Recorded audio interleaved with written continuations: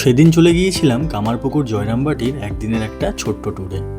অন্যান্য সময় solo trip করলেও এই ট্রিপটা বন্ধুদের সাথে করেছিলাম। কামারপুকুর যাওয়ার জন্য হাওড়া থেকে গোঘাট লোকাল ধরতে হয়। হাওড়া থেকে গোঘাট লোকাল কমই আছে, 7:25-এর গোঘাট লোকালটা ধরলে আপনারা 10টার মধ্যে কামারপুকুর পৌঁছে যাবেন। আমরা সেই ট্রেনটায় একটা সুন্দর ট্রেন জার্নি করে পৌঁছেছিলাম গোঘাট, আর তারপর গোঘাট থেকে টোটো নিয়ে চলে এসেছিলাম কামারপুকুরে আমাদের হোটেলের কাছে। স্টেশন থেকে হোটেল গদাধর পর্যন্ত টোটো ভাড়া 30 টাকা মাথাপিছু নিল, আর আমরা এই হোটেলে প্রায় 1 মাস আগে থেকেই বুক করে রেখেছিলাম, আর ভাড়া নিয়েছিল 700 টাকা। হোটেলে ফ্রেশ হয়ে সোজা চলে গিয়েছিলাম রামকৃষ্ণ মিশন মঠ। এখানে সকাল 9টা থেকে 11টা পর্যন্ত ভোগ প্রসাদের কুপন দেয়, মূল্য 40 টাকা, আর ভোগ প্রসাদ খাওয়ানো শুরু হয় 11:30 থেকে অথবা 11:45 থেকে।